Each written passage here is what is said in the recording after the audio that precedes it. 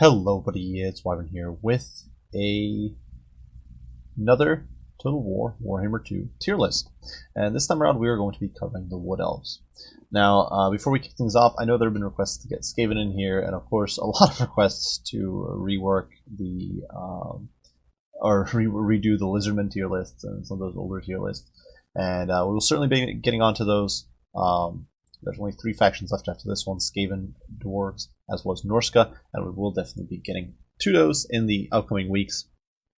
And the thing is that those factions, especially Skaven, with their newest DLC, I've sort of been messing around and trying to get a little bit more feedback and a little bit more of an idea of just where certain units, especially some of the newer units like the Dryads, especially really would fit in within the roster, and of course some of the changed units like Poison and Globes, that sort of thing. And so because of that, we're going to be holding off on that for at least a little bit longer, but we will be kicking off Wood Elves because Wood Elves just haven't had changes. Not only in this last patch, they haven't had changes, like major changes, in a while. The only really significant change was the Regiment of Renown Glade Riders being revised to be an anti-large magic damage dealing unit. Besides that, there's been a slow trickle of updates to Orion. We've seen some reworks to the Tree Men earlier. At this point, I believe it's been over a year, but there were some changes to the Tree Men. Certain changes applied to Waywatchers who continuously get nerfed, that sort of thing. But by and large, the Wood Elves haven't had the most drastic changes. Obviously no new units, no new faction DLC. Obviously, there are DLC factions. They haven't been getting any significant new updates. And kind of like Chaos, they've kind of been sitting high and tight in a certain position with the meta, and they haven't really changed too much in the past few years. So, kicking things off with the legendary lord, Orion, the King in the Wood, Mel Gibson, as he's sometimes called. And this guy has had quite the journey. Used to be basically an absolute meme back in the day, and has slowly evolved to something a little more respectable over time. That does not make him a go-to lord pick, but I think that is true for the majority of elf lord options. I'm going to give him a low B tier, because, quite frankly, every Wood Elf lord has a certain niche or a certain place. None of them are really overwhelmingly popular, with one exception, of course, and that is the Glady. And Orion is kind of there. His 2 bound abilities, the Hounds of Orion as well as the Hawk's Talon, are kind of mediocre. They're not the strongest bound abilities by far. At the same time, they do give you some limited disruption. They do give you some limited damage in AoE. It's not the worst thing ever, and they are relatively cheap. Orion himself is quite the beast in melee. He can dish out a lot of hurt, and has monstrous combat stats. He's got pretty high melee defense nowadays at 40, which is way better than it used to be. I believe it used to be 30 at one point. Very high weapon strength. He's got AP weapon strength. He's got a bonus rush large due to his spear. He's relatively mobile. Over 50 speed is nothing to sneeze at. He's a large target, so on one hand, this is a downside in the sense that it makes him more vulnerable to shooting, but at the same time, it does mean he doesn't get staggered as easily, so he can oftentimes trade blow for blow more effectively with other large lords. And he does have over 5,000 HP, so he's not that squishy despite the low armor. And of course, the biggest gimmick he's got is the Cloak of Isha, which grants him 44% ward save as well as HP regen when he drops below 1/5 of his HP, below 20%. Now, this doesn't make him unbeatable beefcake that you can't burst through. If you have a decent amount of damage, even non-AP damage, because Orion doesn't have necessarily the best melee defense, and he doesn't have good armor, you can still burn through his HP pretty quickly. Something like Fireborn, for example, or Grail Knights will demolish him, even with the Cloak of Isha procs. But it definitely does make him a lot tankier, and can potentially catch opponents by surprise. He, of course, also causes Fear and Terror, which is very strong. Wood Elves, obviously, you have access to Dragon Mounts, and most of your lords can potentially cause terror, but the most common picks, which are the Glady, and to an extent the Glade Lord, don't cause terror innately, and putting them on a dragon comes with its own risk. So the fact that Orion can give you terror is very, very nifty. And finally, he does have the Horn of the Wild Hunt, which is a pretty solid item if you're looking to do a bursty Vanguard build. You can Vanguard, a horde of cavalry, Waywatchers, Dryads. You pop the Horn of the Wild Hunt, get that monstrous boost to charge bonus, and just delete whatever's in front of you. It works really well, or relatively well, against squishy factions. So factions like Skaven, for example, can get really caught off guard by a Wood Elf Vanguard build led by Orion, and it really makes him quite the beast in certain situations. But of course, the relatively high cost, his relative inflexibility, he's mobile-ish, but not the most mobile. He doesn't bring much into the table in form of buffs or debuffs. Really, all he's got is the Horn of the Wild Hunt. And of course, his non-existent armor and that sort of thing can definitely let him down. He's not always sort of a great choice. And I think B tier is pretty fair for him. And alongside him, we are actually going to put Durthu, and I think Durthu is more like a high B tier, where Orion's probably like a low B, maybe a C. I'm personally very fond of Orion. That's why I'm putting him at B tier more, because I know he's not necessarily the most popular pick, but with a lot of the strategies I enjoy playing, Vanguard builds especially, he is a very strong option, and I think, or a rather strong option. So I think that for that he deserves a B tier. Durthu is really the king of Wood Elf Death Balls. Despite the changes to Sword of Daith, which makes it a castable ability that debuffs enemy armor and acts as essentially a Flock of Doom. Now this nerfed the raw damage potential of Sword of Daith because it reduced it to 2 casts maximum, and that obviously removed a lot of his potential to just delete mobs over time. Before, Sword of Daith had infinite uses, which meant that you could easily blob around Durthu with the Wood Elves and just infinitely delete squishy units. So as long as you kill your opponent's monster stuff, you'd be fine. Very brutal for factions like Vampire Counts, for example, to deal with, because Vampire Counts rely on Graveguard and Blood Knights really in this matchup, and both of those would be pretty susceptible. But with the changes applied to Sword of Daith, he's less of a unbeatable monster in those situations, but he remains an absolute beast. He still has his insane combat stats. He is still a big monster with a lot of HP. You back him up with a Branchwraith to provide healing and some limited magical support, and you've got a very powerful lord. Keep in mind, he himself is a caster, and so he can provide your army with some magical support of his own. He could be dropping those Flocks of Doom, stacking them Sword of Daith, just deleting enemy units of especially chaff, but just any sort of bigger mobs of infantry and even cavalry will really feel the hurt against Durthu. The big problems, he's very immobile. He's an incredibly slow lord. He really only synergizes with a specific Wood Elf build, and that is the Death Ball, essentially, where you bring Treekin, Treemen, some Eternal Guard, maybe a handful of lighter archer units, usually foot archers, so for example, Glade Guard with Starfire Shafts or something. But that's really the only place Durthu shines. If you're not going with a very static build, he's kind of falls off. You're better off going with something like Orion, or honestly, in some ways, a Tree Man, because the Tree Man provides Lore of Life, which allows him to be more supportive at longer distances than Durthu can be. And so for that, Durthu's going to land himself a B tier. I think he's rather inflexible, but he in that specific niche of Death Balls, which is brutal against Vampire Counts. It's pretty disgusting against Beastmen, potentially. There's a few matchups where this can really shine. Lizardmen actually can really feel the hurt from a Death Ball. There was a recent... there were some recent games I played against Indy, Bride, Milk and Cookies, and Durthu was just carrying me through some games that I really probably wouldn't have won otherwise. Durthu was just insane in some matchups. Now moving on to the generic Lord options. And of course, well, there's not much of it. Honestly, there aren't many Lord choices for the Wood Elves to begin with. So the Male Glade Lord. Now this guy before would have probably been like a solid F tier, maybe to D tier, because he really didn't have much of a niche. But over time, the implementation of additional items, as well as reworks, certain, well, really just mostly buffs applied to this guy, have made him a lot more competitive. Now I actually would rate him as a B tier, and really it's weird. You got this blob of B tier troop, and none of them are bad, but I don't think any of them are exceptionally better than the others.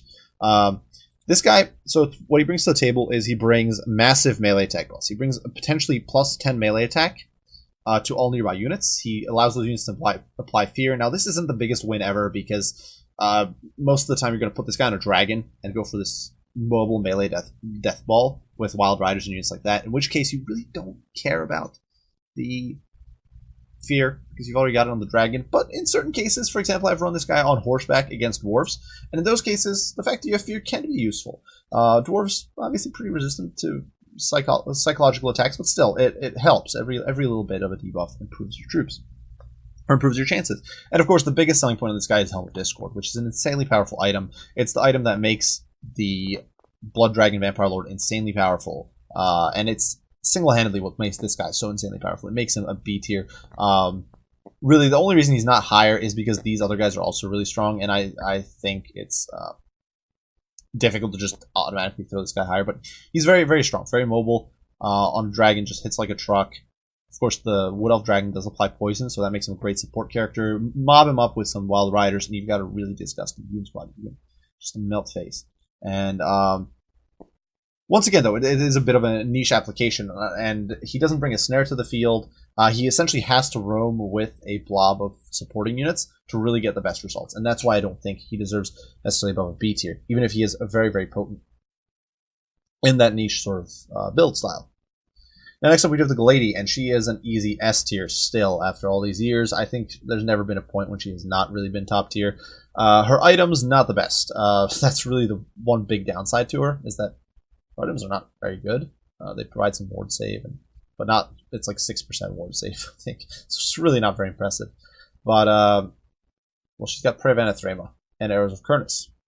So, where the male Glade Lord is oriented to buff a melee rush, which is just not necessarily that optimal for Wood Elves. Wood Elves can't go toe-to-toe with a lot of factions. And ironically, in many of the matchups where these three shine are the same matchups. So, for example, against Beastmen, against Vampire Counts, factions like that, all three of these lords really shine. So they kind of overlap and fight over the same spots. But the Glady, she synergizes with Elven Shooting. And Elven Shooting really does carry the faction in a lot of matchups. Most specifically, of course, Waywatchers. I don't think that needs to be explained. The fact that Waywatchers are really a critical unit for Wood Elves in certain matchups. And the Glady synergizes incredibly well with them, because Prayer of Anathema is a snare, allows you to net an enemy in place, and delete them with Waywatcher Fire. Besides that, she does have Arrow of Kurnus. She does have some decent chip damage. This is also true for the Glade Lord, to have that he has some chip damage, but in her case it's a little better, because you do get the Arrow of Kurnus. You can still put her on a dragon, still get some great mount options, but you don't feel hindered if you put her on a weaker mount option. You put her on an eagle, and she's still a passable combatant while bringing that utility of the snare, which is just so huge for the faction. A faction that just cannot go toe-to-toe with some other factions. Like, for example, you try to go toe-to-toe with, like, Bretonnia.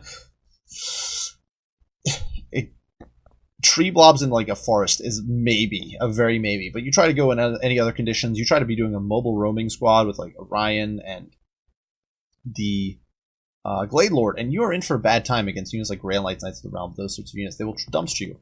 And the Glady can allow you to play some kiting games, to play some sort of play this long, drawn-out skirmish game. And that's really her biggest strength. It puts her in S tier because she's just critical. There's not a matchup where she's a bad pick. I think there are matchups where she is not as good of a pick as the alternatives, certainly. But I think that there isn't a matchup where she's an outright bad pick. And that, in my mind, makes her an easy S. And that's not to say these other guys don't have their niches. Like, I think Orion, for example, is really good against dwarves, where none of the other ones here are as good. I think Orion's better against dwarves than really any other Wood Elf Lord, in my mind. Because the fact that he has non-magic AP damage actually allows him to do quite a bit of hurt, where the other Wood Elf characters kind of struggle a bit, and often just don't deliver. But, yeah. Glady, easy S. And finally, the Ancient Tree Man. And this guy, with the nerfs to Durthu, I think is also a B tier. So we've got this quartet of B tier lords, and none of them are just exceptional. So they're all very solid. They're all good, not insanely good to the point that they just overshadow everybody here, the way the Glady does. The Ancient Tree Man plays much like Durthu, gives you some. It can work well in a blob. He provides healing. It means that you can cut out the Branchwraiths from your builds, which in turn means you can get more fighty units. Means you can get some better support tools. You can go a little wider to perhaps protect some shooting. In certain matchups, like for example Vampire Coast, I think you might want to have your Lord be able to sort of heal himself, or perhaps heal some of your supporting units. Maybe provide that awakening with wood support, some armor support, whatever. There's different situations where you can get good value out of the Lore of Life spells, and the Tree Man really provides it. It's kind of a question: do you want Lore of Beasts, or do you want Lore of Beasts with a forced Branchwraith essentially, or do you want Lore of Life, just a cheaper caster Lord? And that's kind of what it boils down to. This guy's your cheapest caster Lord option. or caster, cheapest caster option really, because any other combo is going to cost you more.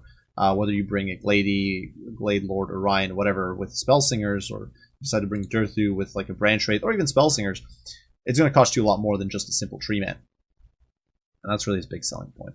And yeah, so that's the lords. There aren't many of them for the Wood Elves, obviously. Kind of disappointing, but at least all of them are competitive in my mind. And certainly there's leeway here. I know some people would probably argue that like the Glade Lord or Durthu belong closer to A tier, and I think Orion, for example, probably belongs closer to C.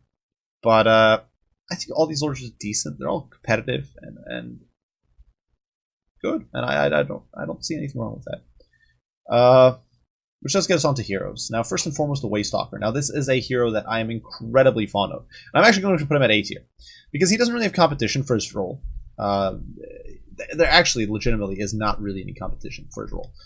You can say Waywatchers are also snipey, or for example, your Lord can be snipey, but generally your Lord is not in a position to be doing this long-term whittling down.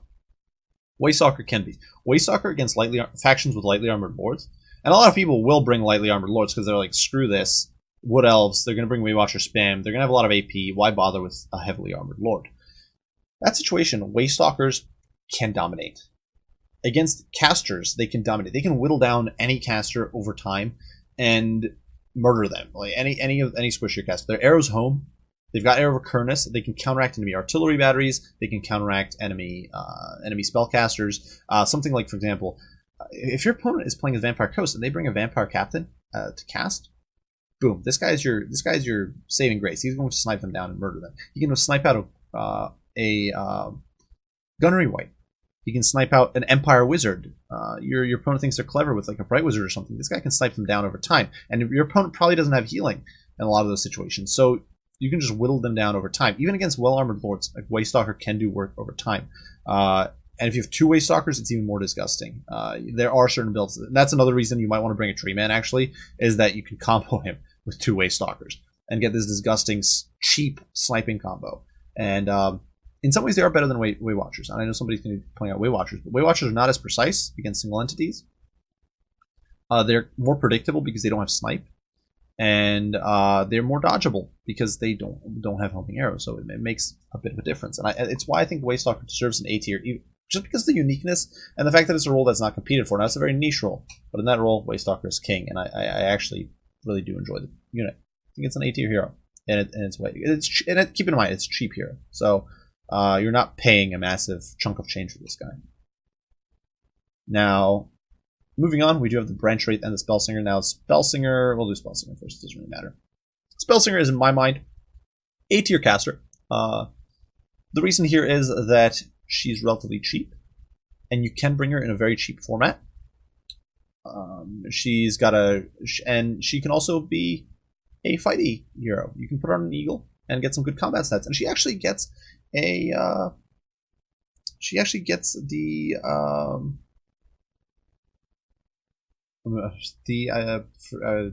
it's like literally slipping my mind right now.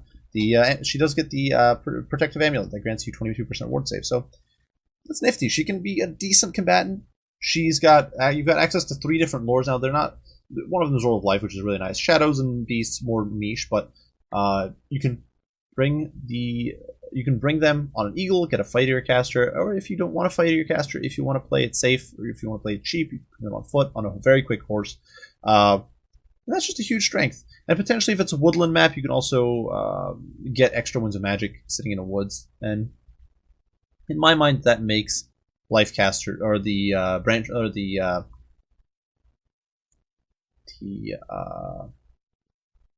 Spellsinger is really, really strong. And I actually legitimately think they are an A tier caster. Not necessarily S tier. They're definitely not a unit you're going to pick in every matchup, but I think they've got a great versatility. And given the fact that the most common Wood Elf Lord option is a non-caster, you're probably going to be bringing this lady. The Branchwraith, on the other hand, is in my opinion B tier. And I know somebody's probably going to disagree because the Branchwraith does have some incredibly potent synergies and does get a hybrid Lord of Magic, which is nice. But the Branchwraith is not the best fighting character. Despite the buffs and the utility it can bring, and it really functions with specific builds. It's only really works with sort of a rushy Vanguard builds, or with especially like Orion, or otherwise with these death balls with Durthu. But I would say there's only about like half the Wood Elf builds can really make use of a Branchwraith. And it's not necessarily the make or break character. The fact that you can't get a mount with the Branchwraith is a bit of a letdown. The fact that she's not the best fighting character is definitely a letdown as well. It's not a bad unit by any means. It's a B tier, but I think that the Branchwraith has less overall utility, even though it is a very strong. Don't get me wrong, it is still a very potent unit to have. I don't think it has quite the same level of utility as the Spellsinger, but still a very strong unit to have, and I think B tier is fair. And you're free to disagree. Perhaps these guys should be lower down, but I think Spellsinger you can make work in just about any match, and it has a very solid range of options, whereas the Branchwraith has a specific corner in which it functions very well. Now moving on to Infantry. Well, this is where Wood Elves struggle with costs a lot. Their infantry is very expensive. Now, we do have Eternal Guard, first and foremost, and these are on the Unshielded variant. And I think Unshielded Eternal Guard deserve probably a B tier. You'll find them in a lot of builds, but I don't think they're a staple the way Eternal Guard with shields are. Eternal Guard with shields are just more consistently seen, I think. The fact that these guys still cost 475 gold, and lose that protection of against missiles is a massive downside to them. That said, very, very strong unit in its own right. Has AP damage, which is unique to it, or not entirely unique nowadays because the zombies with polearms have hit the field now. But and of course, men-at-arms with polearms are pretty cheap and almost in the same price bracket as these guys. Keep that in mind. But as far as quote-unquote low-tier infantry goes, these guys are one of the only two with AP damage on their melee, so that is a strength. They are incredibly sturdy as far as leadership is concerned. 80 leadership means that they will hold to the bitter end in most circumstances. But unfortunately, relatively low mass, relatively low model count, relatively low speed restricts their ability to be flexible and support in times of need for the Wood Elves. If you're getting the fact that these guys are so expensive and all that makes it hard for Wood Elves to run and stack this on top of other Wood Elf downsides with heavy cap and that sort of thing. It makes it very difficult for Wood Elves to run their more generic archers. The Eternal Guard can't really guarantee the safety in a lot of cases of units like Glade Guard, and the result of this is that Eternal Guard are a sort of middling usefulness unit. You don't see them all the time, and they certainly aren't a go-to in every situation. Now, Eternal Guard with shields, I think, do deserve an A tier. I think they are much more of a staple unit, though. Whether or not, maybe we'll actually shift this down because I think due to the variety of Wood Elf builds and the significant range of these builds, I think these guys, while being a more popular anchor unit, are not quite up to A tier nowadays because you will see a lot of Dryad-based Vanguard builds. And these guys are a nice filler unit. They're a nice support unit. Having silver shields, having insane leadership, having AP damage, all that is very, very good for a melee infantry. As cheap as 550 gold. But despite that, they're not going to be they're not going to carry you to a win. They're not sort of a mainstay in every single build. There's a lot of Wood Elf builds where you're not going to run these guys. And I think for that, they're actually going to be in A tier, where I originally was thinking they'd be A. I think B is probably fair. Dryads, for their direct cost competitors, both these guys cost 550. I'm also going to give B tier. Now, Dryads struggle with efficiency. I believe there was some testing done, and Dryads actually lose to chevroned up Empire Spears. If you chevron up Empire, I think maybe the Spearmen of Shields, to cost the same as Dryads. Dryads will actually lose to them, which is kind of pathetic when you think about it. The Dryads, which are specialists against squishy low-end infantry, getting beaten by a squishy low-end infantry with some chevrons, which are cost ineffective. That's kind of depressing. But Dryads do have a few things going for them. First and foremost, Vanguard. Huge win. Really allows them to get up in their opponent's face quickly. Allows you to form up a fast anvil for your Wild Rider cavalry and have some early blockers out to protect your Waywatchers, because realistically you cannot have your only blockage be made up of units like Wild Riders. That is far too expensive. So the fact that Dryads are this cheap Vanguard option is very, very potent. Dryads also can cleave through chaff, usually pretty effectively. They can counteract a lot of physically resistant units, like for example, Wraith units from the Vampire Counts, Plague Monks from Skaven. Dryads will cleave through them pretty quickly because they do have magic attacks of their own, and they actually get some physical resistance. They've actually got, I believe it's 20% physical resist, which means that their low HP pool of 5,200 is actually effectively more than that. It's effectively well over 6,000. So this helps compensate for the units on paper weakness with low melee defense, only 60 armor. They're kind of like a super cheap Saurus in some ways is how I'd compare them when they're actually in combat. But stack them on top of Vanguard, stack them on top of their immunity to psychology, the fact they cause fear and all these things, and Dryads are actually a potent force in their own right. They're just a very strong Vanguard tool to help you overrun these annoying enemy bastions of low-end troops. And you might think War Dancers are more meant for that, but War Dancers are much pricier and difficult to field in numbers. And Dryads will almost, even if you're doing a rush that's starting at your starting zone and not being Vanguard up in your opponent's face, chances are you're going to bring some Dryads into the mix anyway, just to give you a little bit of extra width. Because they are just your cheapest anti-infantry option, as expensive as they are at 550. Now moving on a bit in tiers, we are on to War Dancers. Now War Dancers I'm going to give a C tier too. I think they're an excellent unit if they're given the right fight. If you manage to sunder an opponent's armor, they will decimate them. If you manage to, or specifically infantry I should say, if you manage to sunder enemy infantry's armor, they will decimate them. If you have their dances activate, they can win against a lot of other opponents' infantry. Like, for example, they'll beat down units like Saurus, I believe, with their dances activated. Because their dance makes them much more sturdy, allows them to play that long game, drag things out, slide out with their opponent. They are incredibly nimble. 46 speed makes them one of the fastest infantry in the game. Tied for speed with units like Wraiths. They can outpace witches. So if they breach a front line, they are going to compromise your backline very, very fast. This is brutal against certain factions. It actually makes them a decent choice against dwarves. Because you can armor sunder a dwarven line, crush that line, and then get War Dancers in on units like on their backline. The War Dancers can function as a pseudo light cav. 46 speed and monstrous melee stats allows them to do so much hurt to units like Quarrelers, for example, or Rangers, or units like that. And they just cannot escape. War Dancers are too fast. And so War Dancers are really, really solid, but the fact is they are very squishy. They are in a faction that struggles to screen them appropriately. It's very difficult for Wood Elves to prevent, say, Reichsguard from plowing into your War Dancers and ruining your day. Even if you have Knights Errant, despite the physical resist on these ladies, despite their loose formation, even a unit like Knights Errant, for example, can dumpster your HP pool. A unit like Empire Knights can just crash into you and do immense amounts of damage, and screening that out with Wood Elves is very, very difficult. And it's one of the reasons why you don't see Wood Elf elite infantry builds, really, where you will see it for other factions who can protect their elite infantry better. But Wood Elves can't really do that in many matchups. And that definitely, I think, constrains the War Dancer's effectiveness. But when these ladies do get into contact, they do work.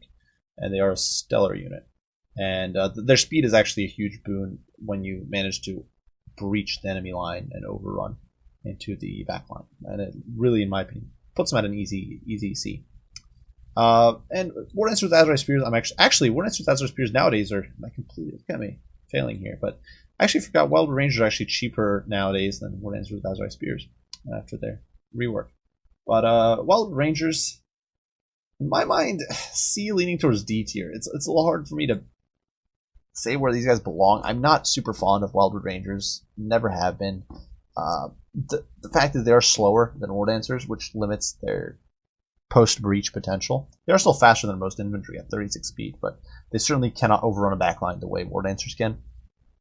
They do have fairly good sustained combat stats for a great weapon infantry, especially one that costs 900 gold.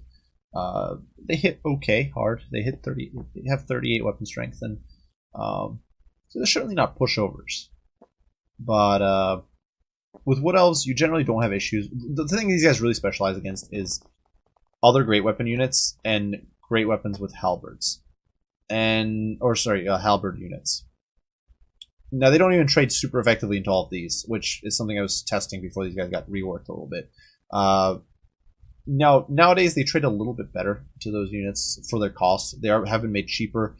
They can now perform at this sort of vanguarding force and just lead the charge. And against faction like, for example, dwarves, they can have a little bit of a niche there. But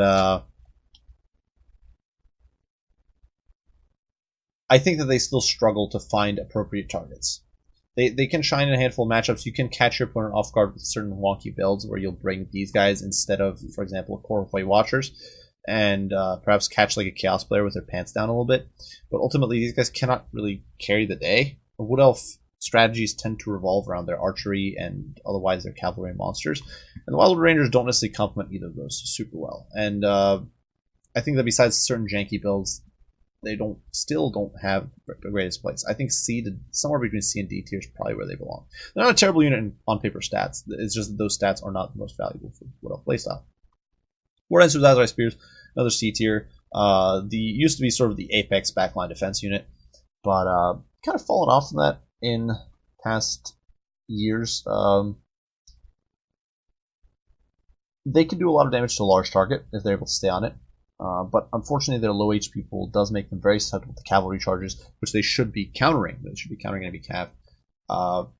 Their dance lacks the same level of utility, I think, as normal War Dancers' dance. These guys get 44% missile resist in exchange for melee defense, which isn't as useful, I think, in as many circumstances as additional melee defense is for an infantry unit. So I think that constrains these guys a little bit.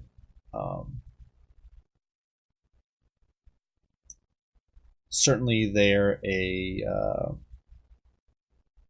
strong unit when they get those ideal fights against large. They're immune to psychology like all the other elven elites or all the other wood elf elites.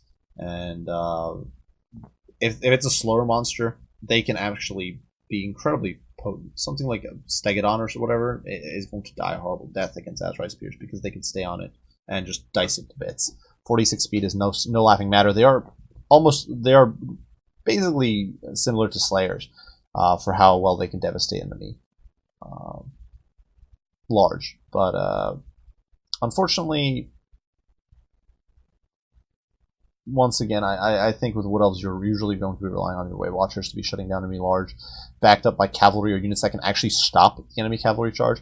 So War Dancers are not going to find that much of a home, I think, in as many Wood Elf builds as you think, perhaps. Now, that does move us on to Regiments of Renown. There are actually several. First and foremost, the Winterhard Guard. I'm going to give these guys a stable B tier. They're basically Eternal Guard that are unbreakable and have expert charge defense. Makes them a good anchor unit. Eternal Guard has stellar combat stats. These guys, on top of that, have rank 9 chevrons.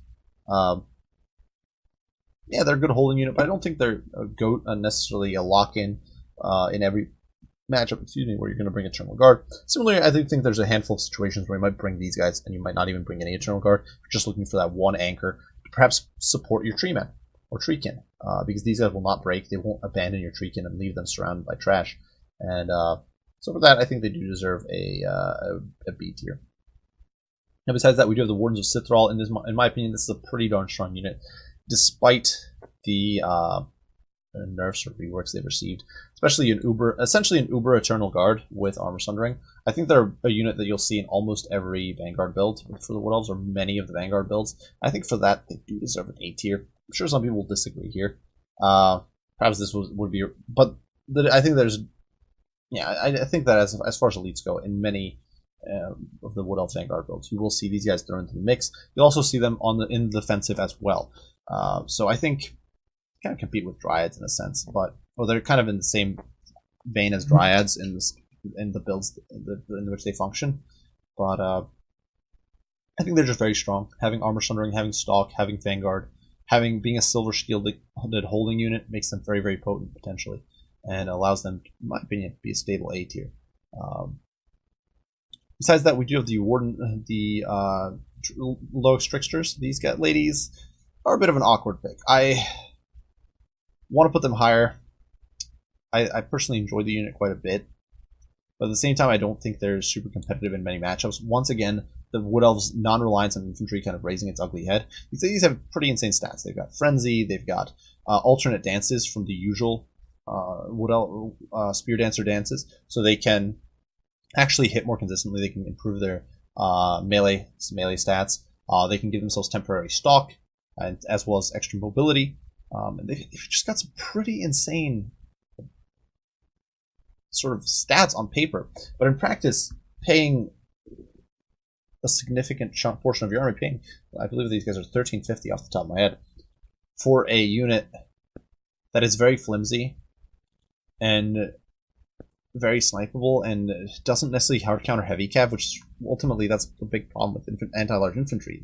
These ladies are better against non-large units because they do have that extra melee attack that from Frenzy, and they do have that extra war dance and all that other stuff.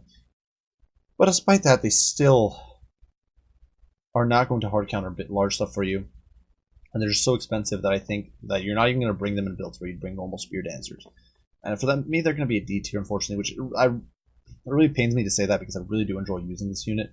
And perhaps there's builds where they're actually good and I haven't really thought of, and I haven't tested it personally. I actually run them a decent amount myself, so that's why it kind of annoys me to have to be putting them at D tier. But I just feel like their consistency is just not good enough, and you're going to bring just about any, unless you're intentionally trying to force this unit into a build, you're almost always going to look to a different Wood Elf unit to do this unit's job, and probably you'll just go with normal Spear Dancers, really. They're basically a hyper niche unit of a niche unit. Now moving into archers, this is the Wood Elves' speciality. Vanilla Glade Guard. Now on paper these guys are great. They've got some pretty good range damage. They can fire on the move. Now it's only forward, but that's actually still a solid benefit. I think a lot of people underestimate how useful firing on the move is forward. It also means that they can fire without having the entire unit reposition. You can already be getting a few shots off here and there for the entire unit's reformed ranks, that sort of thing. So the unit is very, very potent, but Wood Elves struggle to defend their backlines, and I think that in most cases you're relying on your archers to kill enemy armor, and Glade Guard doesn't really do that. So Glade Guard's going to get a D tier as well. I don't think there's many matchups where people bring vanilla Glade Guard over some of the alternatives, and we're going to get to that in just a bit. While the unit on paper is not bad, the alternative Wood Elf archers are, in my opinion, largely better. Going into Hagbane tips, Hagbanes are Glade Guard that can apply poison, have magic damage, have slightly improved AP. I think these guys do net themselves a C tier. I don't want to put these units, now this might be a little high, but I don't want them to be in the same tier, and at the same time I don't think these units belong in F tier, because they're not that bad. It's not like you can't make them work, but they have no use whatsoever. They're just not that good relative to the rest of the roster. So I'm going to give these guys a C tier. This might be a little high for them, but I think being able to debuff enemies is useful. Having the slightly increased armor piercing as well as magic damage is definitely a boon in certain matchups. At the same time, it's not something you're going to bring a lot of. I think Starfire Shafts remain the most common pick, and I think if you're going for a static Wood Elf build and you're going to be trying to make some shooting work, I think Starfire Shafts are really going to be your go-to, and for that reason alone, Starfire Shafts are going to get B tier, even though I don't think they're that good, really. Once again, I think Wood Elves not being able to protect their backlines hurts them a lot, so super low B tier for these guys. But perhaps I should start like ordering things left to right or something, from like low B to high B. But these guys definitely these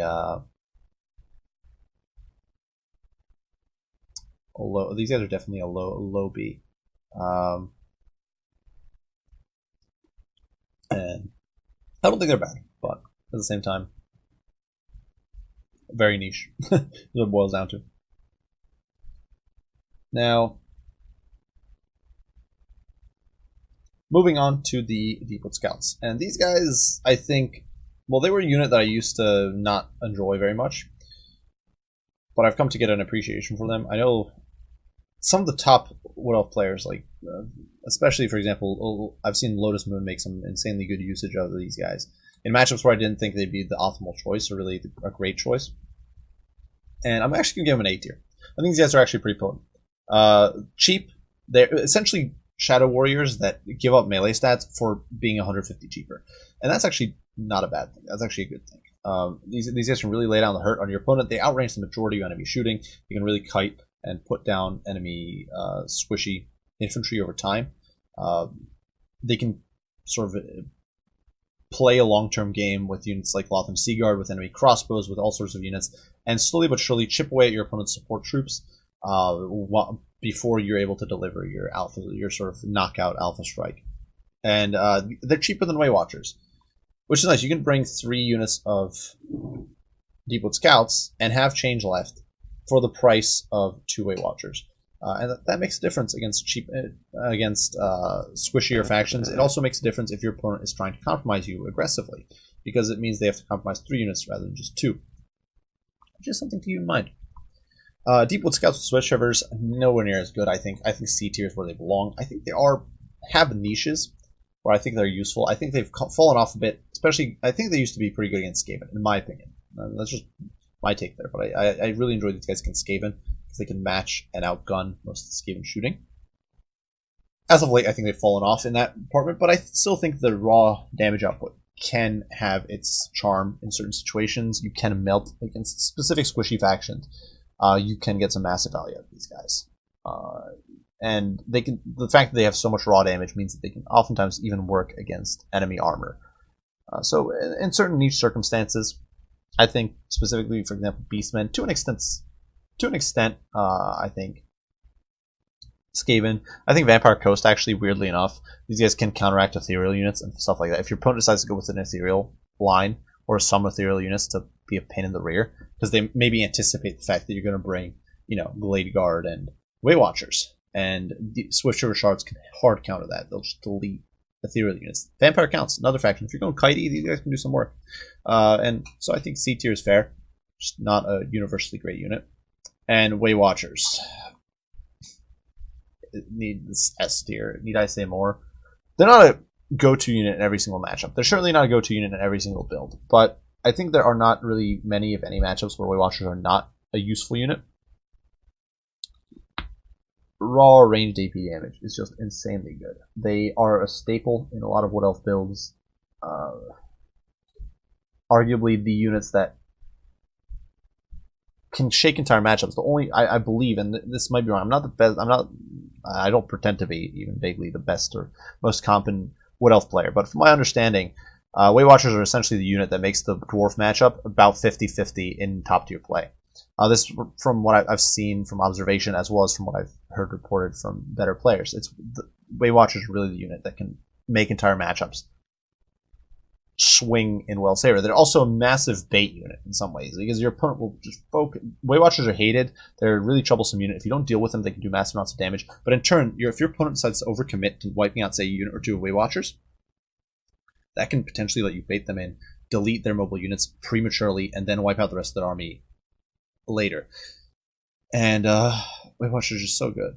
And they've been nerfed repeatedly. They've had cost hikes, rate of fire nerfs, survivability nerfs. They've gone down over time, but still a very, very powerful unit to this day. And I think they remain a staple unit for the faction. And maybe this will change. If the Wood Elves get some additions to their roster, perhaps get some new lords or whatever, maybe Waywatchers will fall off a bit in popularity. But for now, in the foreseeable future, I think they are just top tier.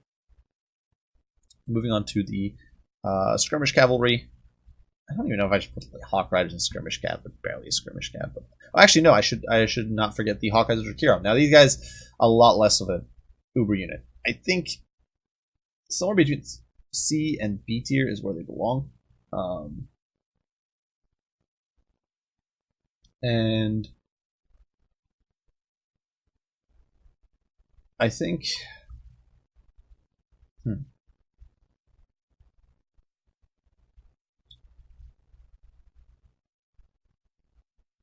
I'll put them at C, because I don't think they're not that great.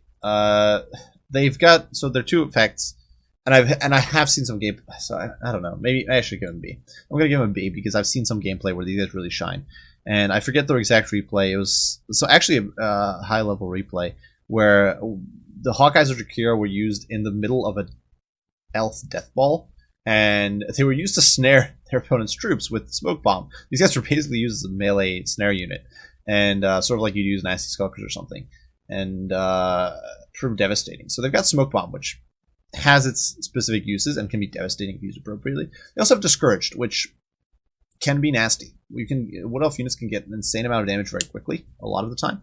Drop that on top of an additional -16 leadership, stacked on top of normal missile attacks, stack that on top of the raw damage being done, stack that on top of maybe magic missile or two to apply additional debuffs, and suddenly your opponent might be completely crumbling.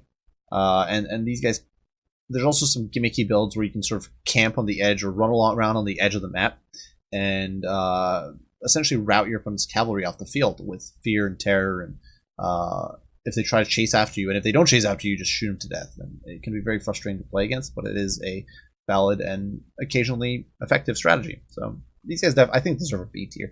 I try to use them, but I feel like I don't get the best usage out of them. I think it's just that I've seen much better usage out of them than what I've ever hoped or dreamed of achieving. So I think they do deserve a B. Now for Skirmish Cav, Vanilla Glade Riders, this is a tough one for me. I think probably, honestly, a D tier for me. They do have their uses. You can certainly use them to skirmish with an opponent. Maybe we'll give them a C. Because I don't think they're terrible, but they can do a decent amount of damage over time. They're not terrible in melee, actually, which is one thing I think a lot of people underestimate about the unit. They look at the low armor, but the raw combat stats make this one of the better fighting light cav or skirmish cav in the game. I think there's not many that can actually go toe-to-toe with them. Like, obviously, Illyrian Reavers and Horse Masters, but units like Outriders, for example, or I think even Dark Riders and stuff will get mulched by the Glade Riders in melee.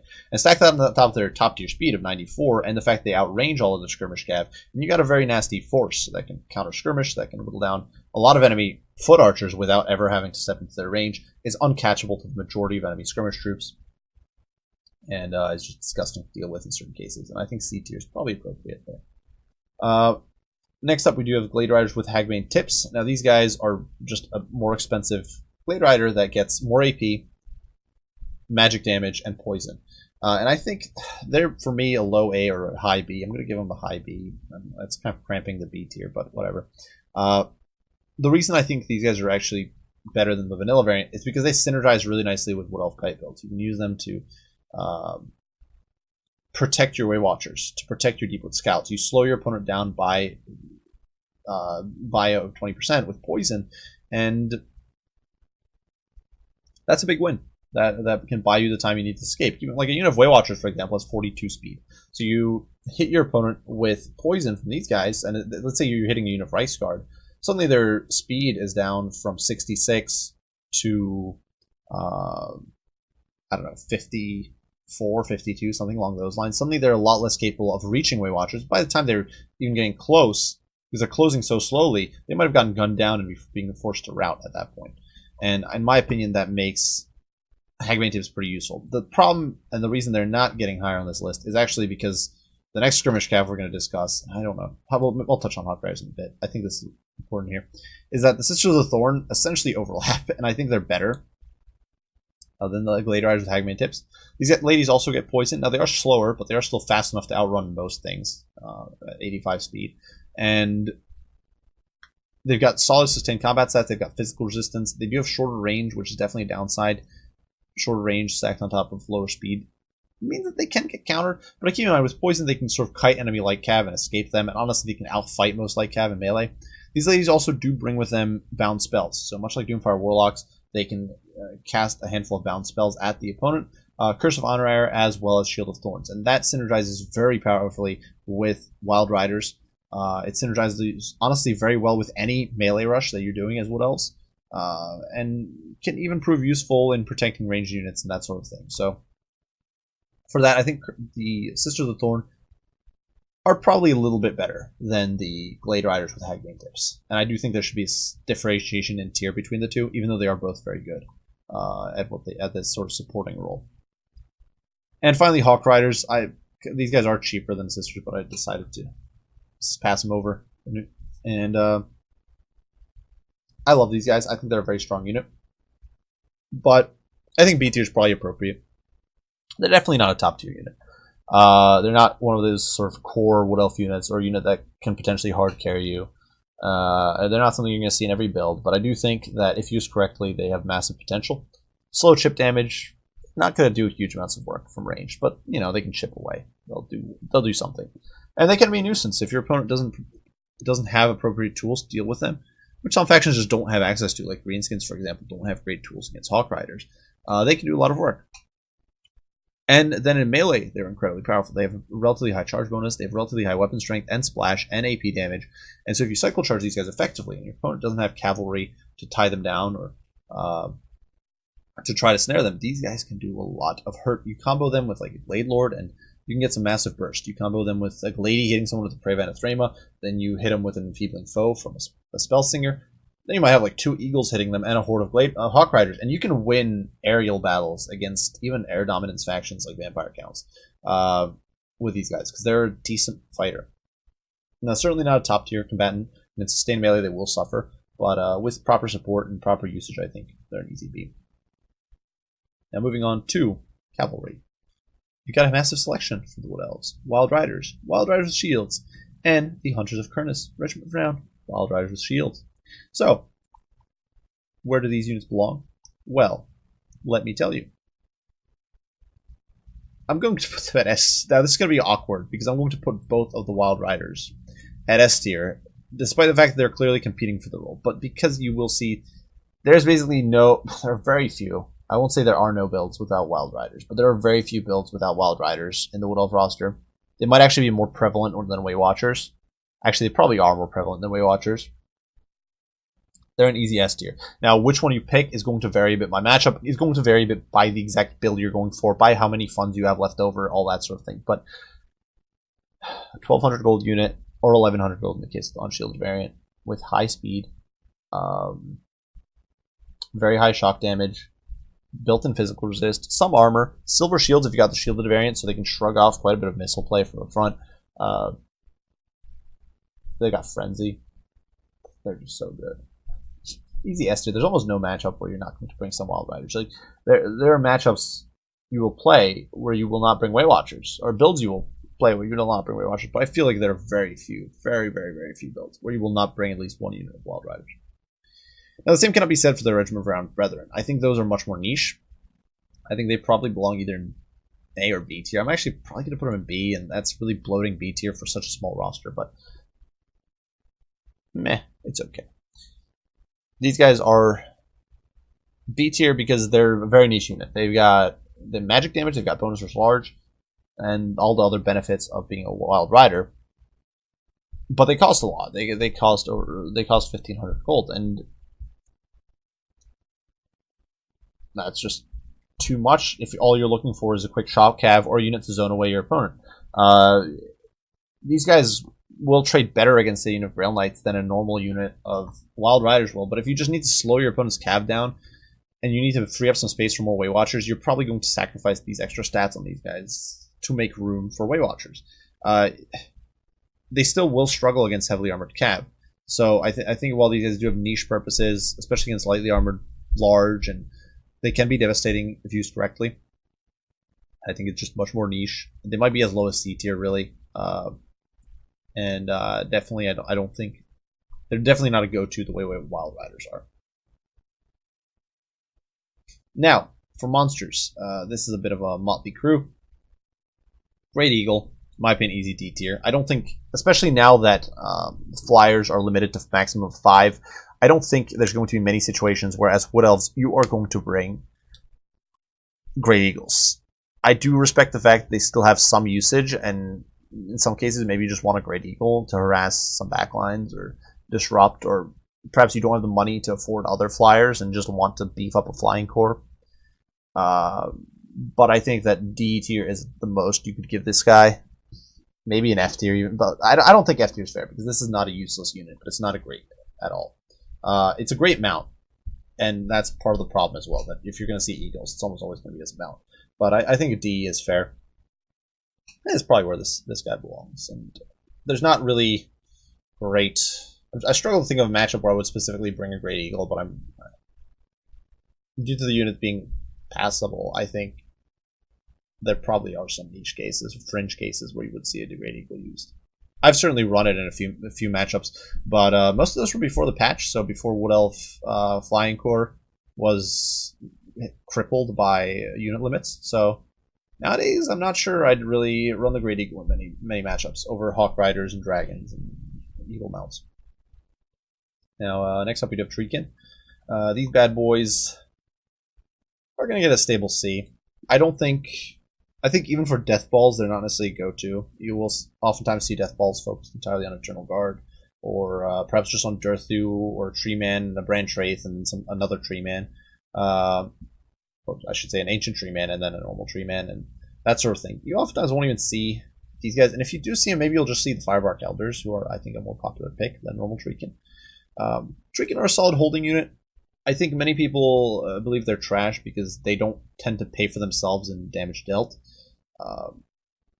Imagine them as being a super expensive chaff unit or super expensive blocking unit.